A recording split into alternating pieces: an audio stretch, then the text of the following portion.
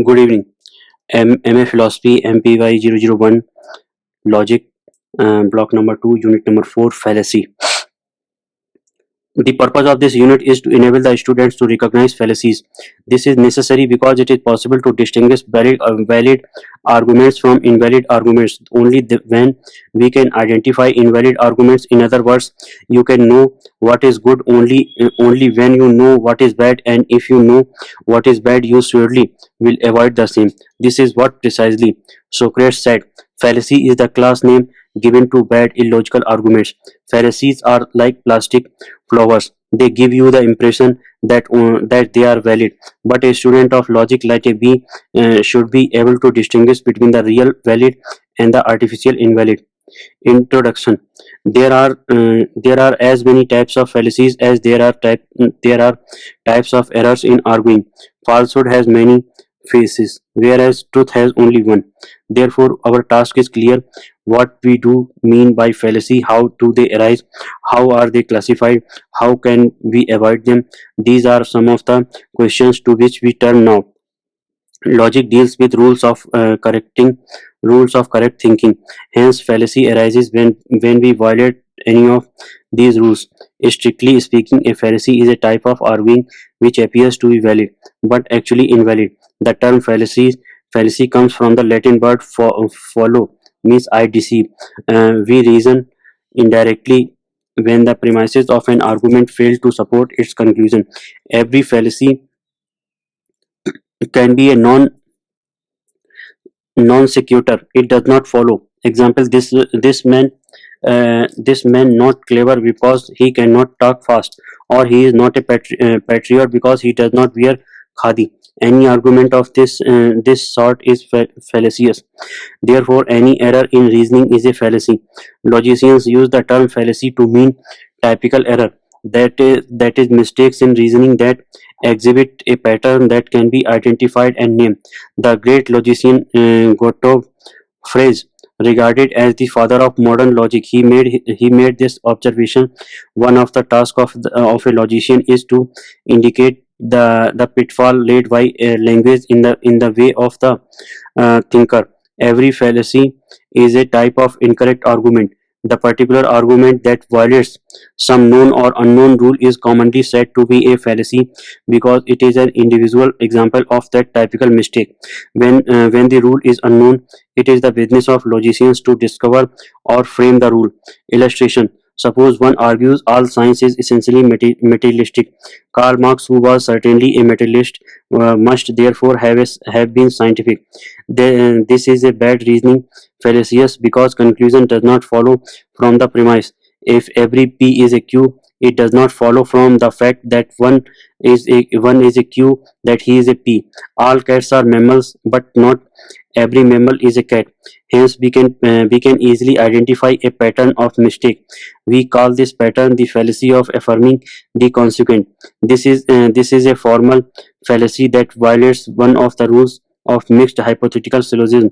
Examples of some other former fallacies are undistributed middle, illicit major, and illicit minor. Most fallacies, however, are not formal but informal.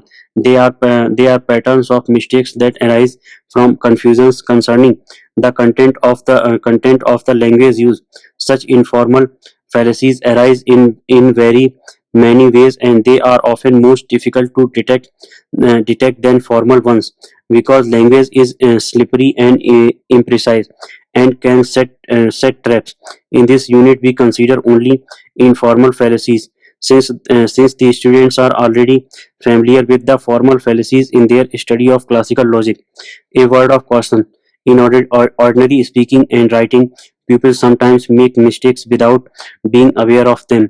Therefore, though our logical standards should be high in their application to arguments in ordinary life, we should also be generous and fair. The sources of fallacies in our daily life are misinterpretation, false assumptions, lack of knowledge, distraction of the mind, prejudices, and so on. Classification of fallacies. Fallacies are numerous. Logicians are not unanimous as to the number and manner of the classification of fallacies. Some logicians have distinguished up to 112 different fallacies. Different logicians classify them differently, so there is no correct taxonomy of fallacies. Often, their grouping is arbitrary. In our discussion, we follow the latest classification done by Copy 2010 395 461. He grouped them into four main categories: fallacy of relevance, number one relevance, number two induction, number three presumption, and number four ambiguity. What follows is an outline of these fallacies. Fallacies of relevance. Fallacies of relevance are so called because relevance is ignored in such cases. Six of such mistakes are of interest here. R1 appeal to emotion, argumentum or ad populum is making use of the feelings and prejudices of people to the populace rather than their reason. This is perhaps the most common of fallacies. Example, in campaigning for election in India, one might ask, should you not vote for the Congress? Did not the congressmen suffer imprisonment for the sake of the country? Thus, the speaker or writer appeals to patriotism and honorable emotion without clear evidence to appeal to the feelings of this audience. The oratory of Adolf Hitler, whipping up the racist enthusiasm of his German listeners, is another classic example. Besides politicians, many others like advertisers commit this fallacy. Advertising industry was raised it almost to the status of a fine art. Example, beauty products are associated with youth and captivating personalities and self-confidence. Men depicted using the products are generally handsome and famous. The women graceful and charming. They arrest our attention by relentless appeals to our emotions of every kind. Their suggestion is that the product, any soft drink or soap, is sexy or is associated with wealth or power or some other admired traits, and therefore we in purchasing it will acquire some of that same merit. Sometimes they use what is known as bandwagon fallacy to initiate others in action or thought or speech. Fashion also can be included because so many others are doing it. This is very common in media. For example, look at the following advertisement: smooth sailing is all that's there to life with LIC's Jeevan Saral. Every life.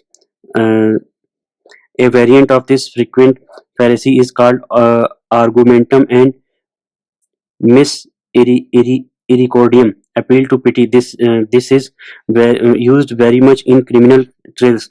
There may be cases where it may be justified, but when the argument boils down to no more than the appeal to merciful heart is plainly fallacious. All sections of people use this fallacy sometime or other. Very often, parents use this sort of argument to secure their child's admission in prestigious schools. This is a familiar instance of this fallacy. Though often successful, the appeal or pity is ridiculous. In the story of the trial of a youth accused of murdering his parent with an axe, confronted with overwhelming proof of his guilt, his attorney appealed for leniency on the grounds that his client is now an orphan. To the herring is distracting the attention of listeners from the topic under discussion. As the story goes, red herring is used to distract or confuse dogs. It means a trail which is left to mislead deliberately.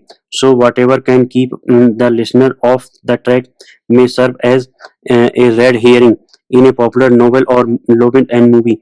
The Da Vinci Code, one of the characters, a Catholic bishops enter in the plot in ways that very cleverly mislead.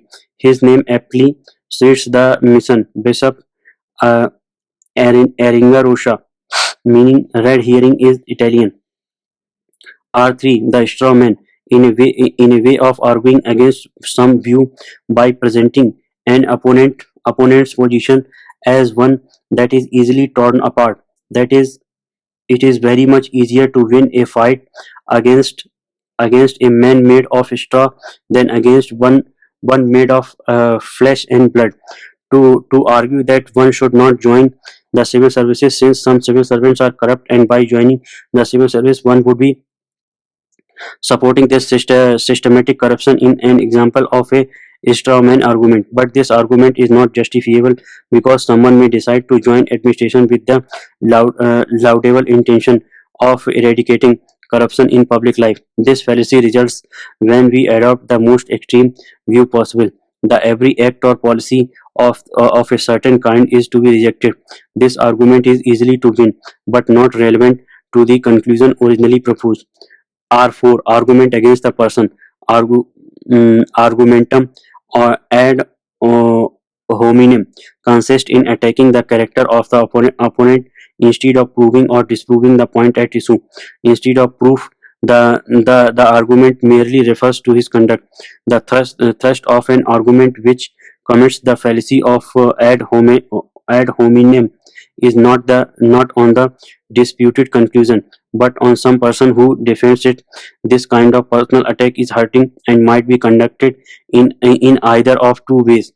One is abusive and the other circumstantial.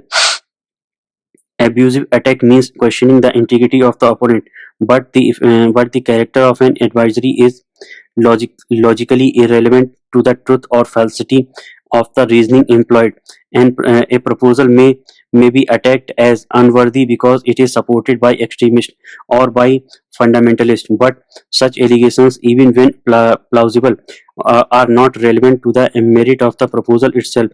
Socrates was convicted of impiety partially because of his long association with persons known to have been disloyal to Athens and rapacious in conduct. Circumstantial ad hominem is to argue that you are as bad as I am, just as guilty of whatever it is that you complained about. Example: a hunter accused of needless slaughter of harmless animals sometimes replies by nothing that these critics eat the flesh of harmless cattle, but the fact that the critics eat meat is totally irrelevant to the question raised, whether needless killing is ethical. Another example, it may be unfairly suggested that a member of the clergy must accept a given proposition because its denial would be incompatible with the scriptures. The circumstances of an opponent are not properly the issue in serious argument. It is the substance of what is claimed or denied that must be addressed. It may be theoretically effective, but that does not make up for its error. However, sometimes in courtroom proceedings, for example, it is acceptable and often effective to call a judge's attention to the unreliability of a witness, and by so doing undermine the claims upheld by the testimony of that witness. But even even this attack on the person of the witness does not establish the falsehood of what had been asserted. R5 appeal to force argumentum or baculum consists in appealing to physical force to make the opponent to submit. Appeal to the stick is hardly logic, though sometimes very effective. For example, in making the criminals confess their crimes. However, no one would agree that might is right. The threat of force is any form is unreasonable and therefore fallacious. It is indeed very odd if someone says when you have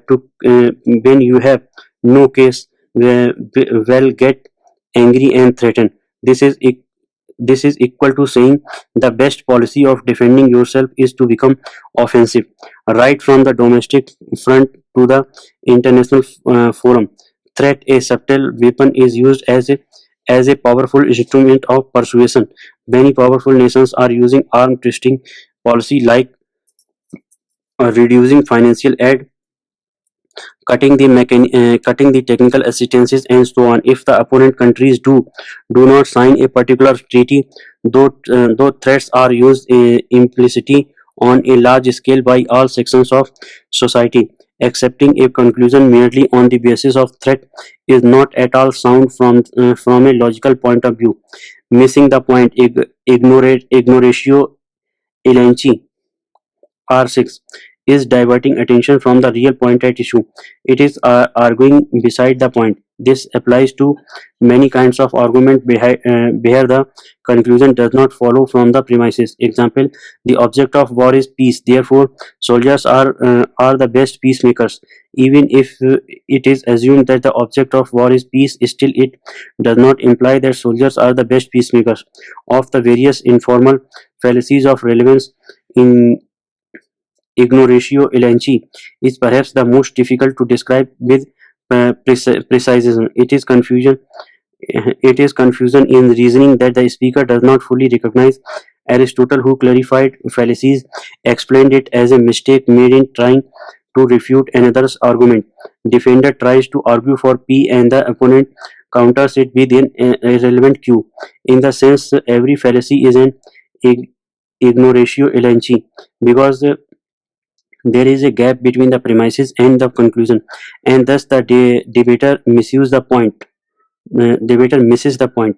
So ignoratio elenchi is a catch all class of fallacies.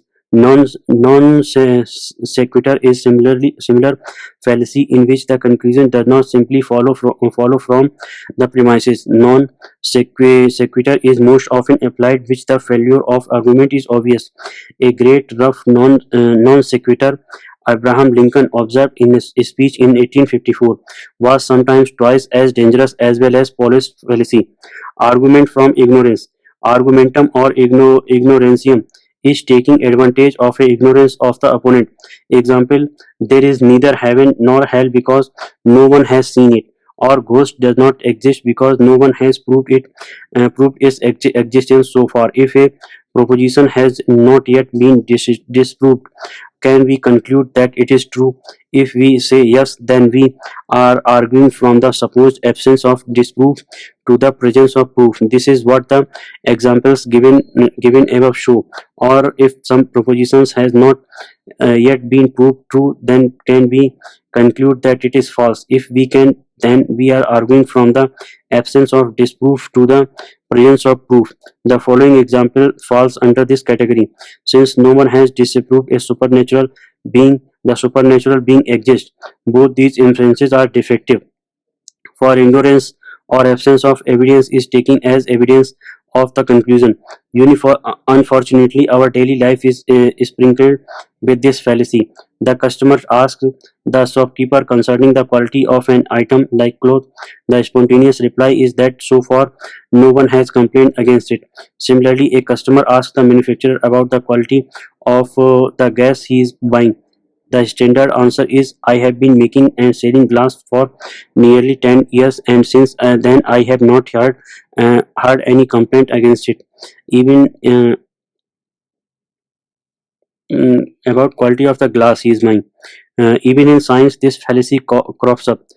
In archaeology, for example, evidences might have been destroyed over a period of time, but we cannot therefore conclude that the otherwise plausible claim is false. The fallacy has been very attractive, so pseudo scientists who make unverifiable claims about psychic phenomena, their claims regarding telepathy or clairvoyance are examples of this sort of fallacy. They justify their propositions by arguing that critics have been unable to disprove it. This fallacy can be a major hindrance to progress. This fallacy can be a major hindrance to progress. Galileo, whose newly invented telescope reveals the mountains and valleys of the moon, was confronted with this sort of fallacious argument by his opponent. Similarly, whenever some change is proposed within an institution or in society at large, those threatened by it are likely to counter it with this type of fallacy. Thus, how can we know whether it will work? How can we know whether it is safe? We do not know. So we should not adopt the change proposed. True, it is often impossible to prove the workability of safety in advance, but it is not the ground for rejection. R8. The appeal to inappropriate authority. Argumentum ad verecundiam. Verecundium is also known as ipse dixit. The master has said is, if I argue that the soul is immortal because Plato says so, then I commit this fallacy. This fallacy occurs when the premises appeal to the judgment of some persons S or text S that have no legitimate claim to authority in the matter at hand. This is a very common and crafty fallacy because a person who is an expert in one field is taken as an expert in some other comparatively unrelated field. If, for example, we take Burton Russell, a great authority on philosophy, as an authority on the matter of shoes, we commit this fallacy. The most blatant example of misplaced appeal to authority appears in advertising testimonials. Since Sachin Tendulkar, an authority in cricket, says that the particular cool drink is good, we should accept that drink as superb. This is fallacious. If Sachin has recommended a particular brand of cricket bat, then his word would be would have been authoritative. But when it comes to the matter of drinks, he is not better than any other. Likewise, we cannot take a scientist and expert in making nuclear weapon as an authority or international economical or political matters, nor can we consider a great religious leader as an expert on financial matters. Uh, Misericordium. This is an appeal to pity from Plato's dialogues. We understand that in ancient Greece, the criminals followed this method to escape punishment. It is doubtful whether this was followed by one who was not guilty. Of course, no fallacy is committed when we are guided by the judgment of acknowledged experts. In fact, such recourse to authority is necessary for most of us on very many matters. Taking experts' opinion is surely one of the reasonable ways of supporting a conclusion, though non-conclusive. Though non-conclusive. Fallacies of induction. In the strict sense of the term, there is nothing like inductive fallacy, though several fallacies are included under this category. A fallacy arises when a rule of inference is violated. This can be put in this way also. An argument is invalid if and only if it is fallacious. Distortion of meaning in the process of understanding can also be regarded as a fallacy because distortion of meaning can be constructed as violation of grammatical or syntactical rules. On the contrary, inductive inference is not governed by any logically certain rules as such.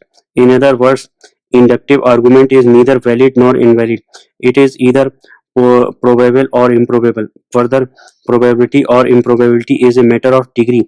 An argument may be a very high improbable in terms of true value. Its value can never reach zero, and when the truth value of premises is 1. In other words, regarding improbable arguments as fallacious in itself fallacious. Therefore, fallacy of an inductive argument stands or falls with disputed rules or rules. Without going into the merits or demerits of this criticism, let us use the term fallacy in a loose sense and consider briefly some supposed inductive fallacies. D1 analogy, an argument which infers an observed similarity from observed similarity or similarities between two or more than two objects or persons is known as analogy. It is true that rules are laid down to distinguish strong analogy from weak analogy, but the point is that the logical status of strong and weak arguments remains the same. Therefore, if one of them is fallacious, then the other one also is fallacious. Only pragmatic considerations helps us to retain one at the cost of the other. D3 false cause. Argumentum non causua pro causa. The fallacy of false cause is committed when two events are casually connected, when in reality such connection does not exist. This is a very common mistake.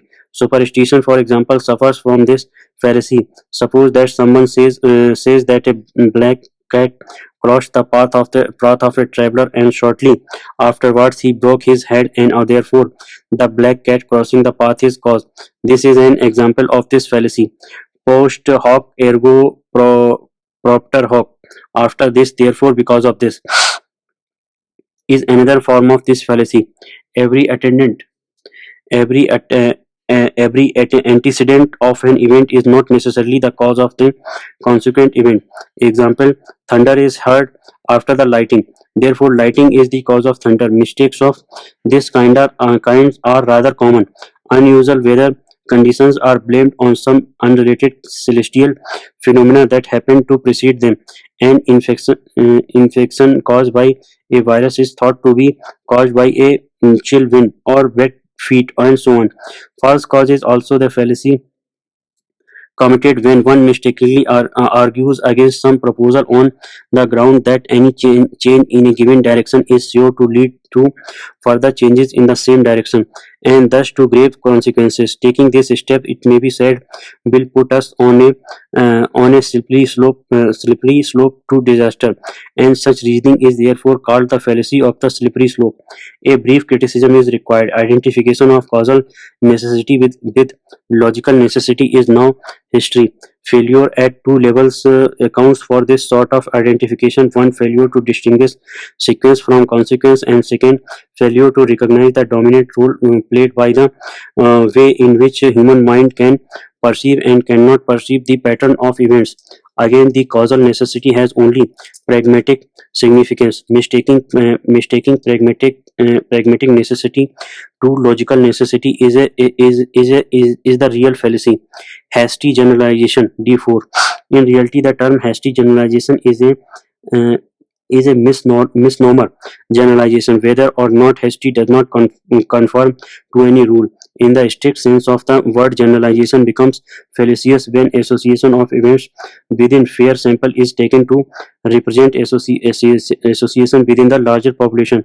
Quite often, generalization raises its head, sometimes ugly, when we pass judgments on humans divided by creed or nationality, unless it is proved that dividing factors are the defining elements of character or personality. No judgment can be accepted as authoritative. This explains why widespread stereotypes about people who come from certain countries with certain ethnic background are the commonly mistaken, and also why hastily generalizations about foreign cultures is illogical. Fallacies of presumptions.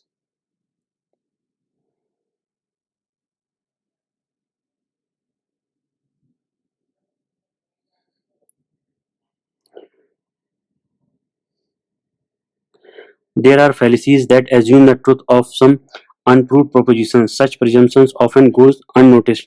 It is therefore usually sufficient to call attention to the smuggled assumptions and to its doubtfulness or its fallacy to expose such a fallacy. There are three common fallacies of this kind. P1. Accident arises due to a lack of clarity regarding the meaning of term use. It has two forms. One, direct or simple fallacy of an accident consists in arguing that what is true of a thing under normal circumstances is also true of it under special circumstances. Consider this example: freedom is the birth right of man, so no one should be imprisoned. This is ordinarily true, but it is not applicable to a man who has committed a serious crime. Another example is more educative. Such a person should be fined for ignoring a no swimming sign when the purpose of jumping into water is to rescue someone from drowning.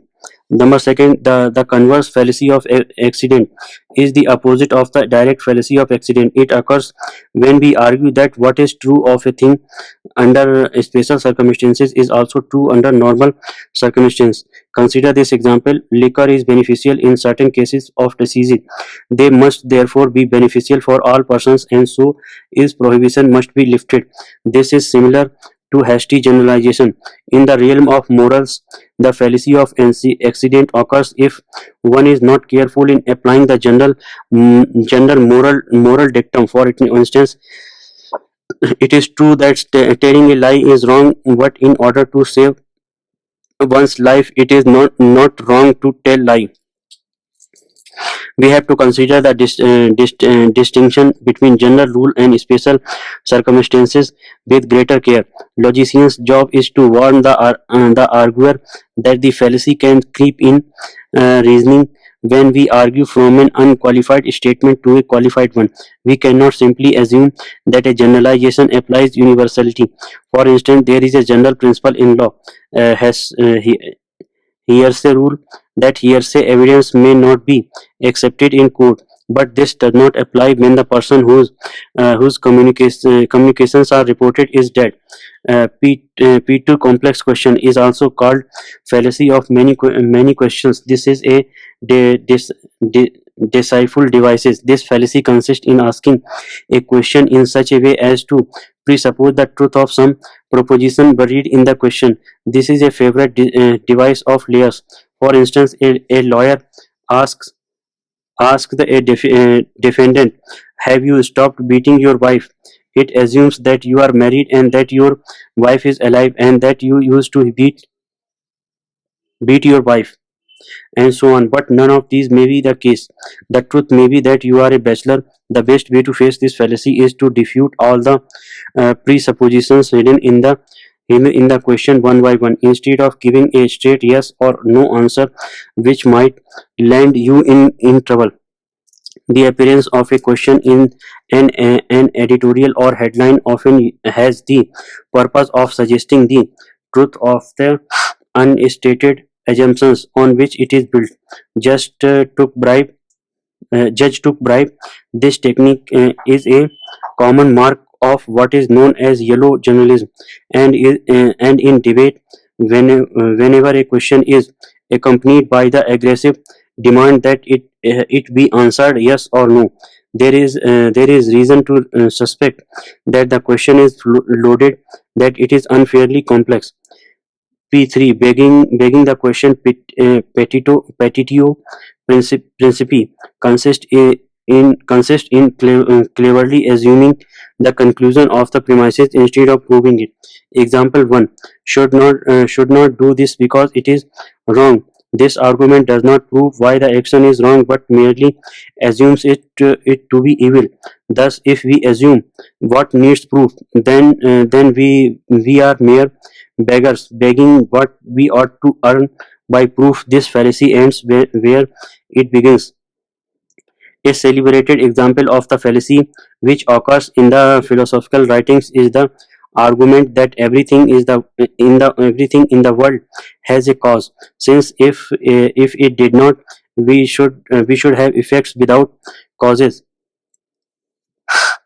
This fallacy is a subtle one, because it assumes rather than restate the conclusion.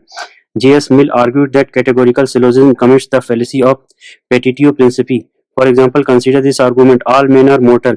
Ram is a man. Therefore, Ram is mortal. Here, while establishing the truth of the premises, the conclusion is already taken into account. Without disputing this comment, let us take a non-syllogistic argument committing this fallacy.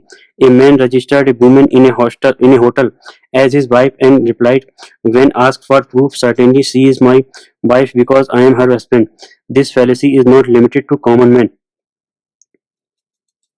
This fallacy is not limited to common men. Sometimes even powerful minds are snared by this fallacy. For instance, logicians have for long sought to prove a reliability of the law of uniformity of nature.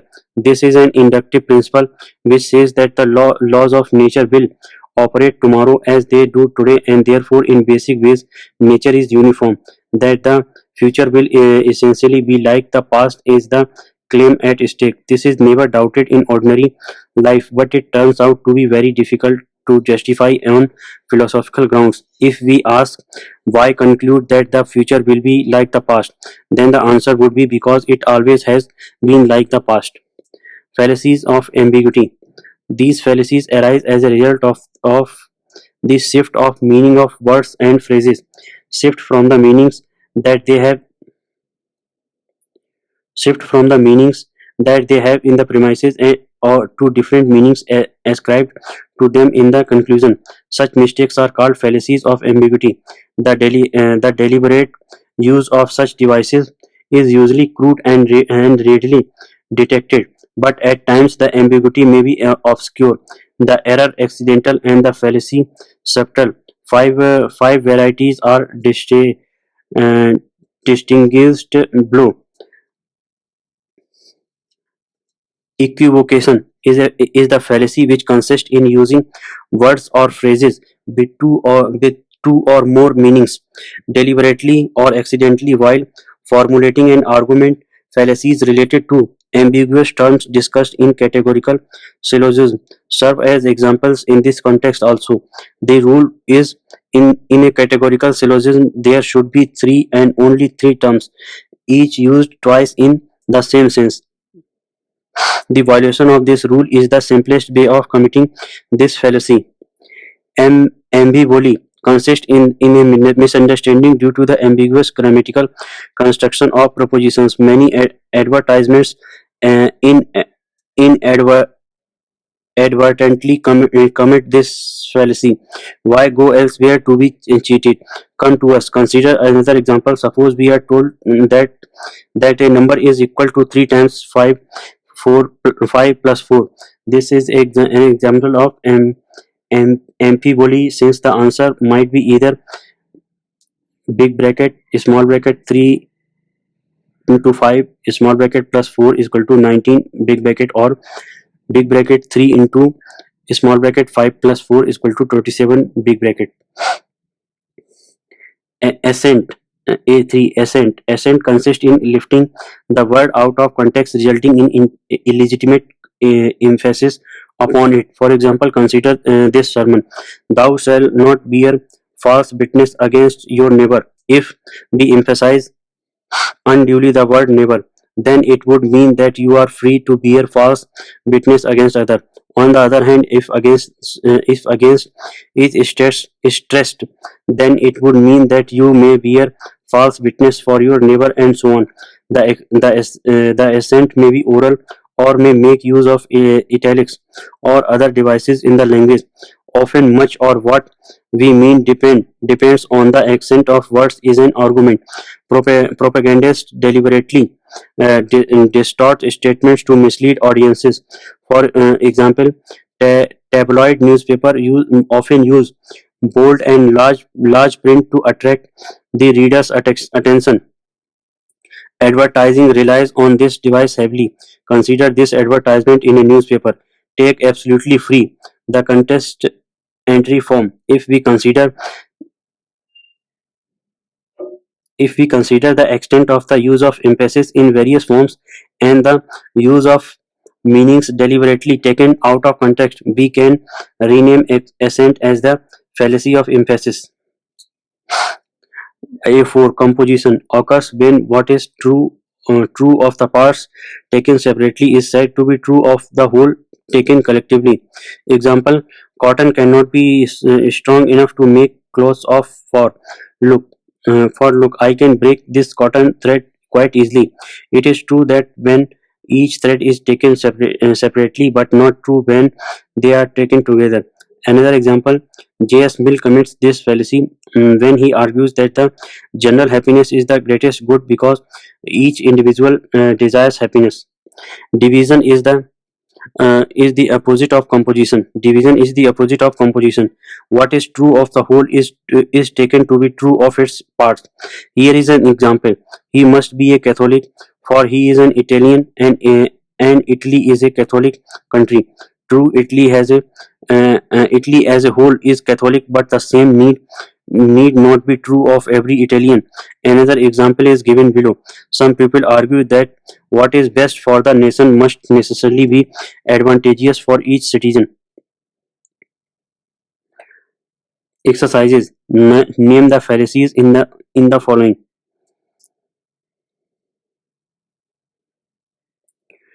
R1. One of Patriarch Henry's famous speeches in Virginia on 27 23 March 1777 concludes with this appeal: "There is no retreat but in submission and slavery. The next gale that sweeps from the north will bring to our ears the clash of resounding arms. Is life so dear, or peace so sweet, and to be purchased at the price chains and slavery? Forbid it, Almighty God! I know not what course others may take, but as for me, give me liberty or give me death." It is reported that the crowd, upon hearing his speech, jumped up and shouted, "To arms! To arms!" Second,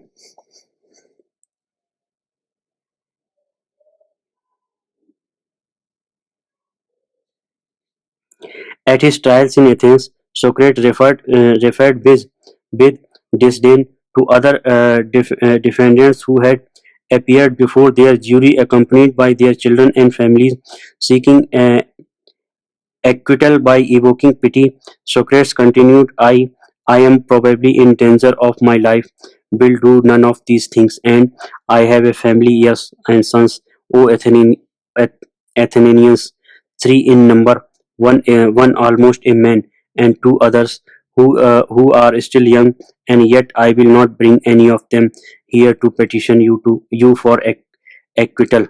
Plato, Apology 34.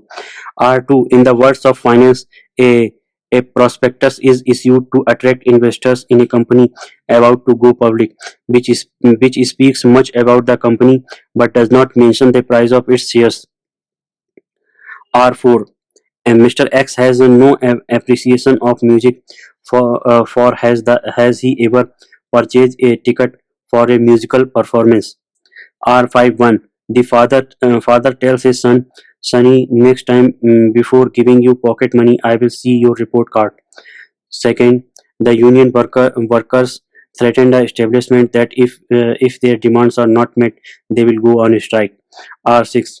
Suppose if a person emphasizes the importance of increasing funding for the public schools, his opponent responds by insisting that a child's education involves much more than schooling and gets underway long before its formal schooling begins. D1. 1. All experiments with recombinant DNA must be stopped immediately, said one scientist, who asked if Dr. Frankenstein must go on producing his little biological monster. How can we be sure of what would happen once the little beast escaped from the laboratory? Second, another scientist who wanted to block any further experimentation with DNA made his appeal explicitly. Can we predict the consequences? We are ignorant of the broad principles of evolution. We simply do not know. We are ignorant of the various factors we currently perceive to participate in the evolutionary process. We are ignorant of the depth of security of our own environmental niche. We do not know. D2. We admire the depth and insight of great fiction, say in the novels of R.K. Narayan. Therefore, we resort to his judgment in determining the real culprit in some political dispute. D3. Uh, Second, the death penalty in the US has given us the highest crime rate and highest number of prisoners per 1 lakh populations in the industrialized world. Therefore, death penalty is the cause of the highest crime rate. Second, the slippery slope argument, although influential, is hard to deal with rationally. It suggests that once we allow doctors to shorten the life of patients who make such requests, doctors could and would wantonly kill burdensome patients who do not want to die. This suggestion is not justified. D4. The owner of a fish and chips shop in England defended the heartfulness of his deep-fried crockery with his argument. Take my son Martin.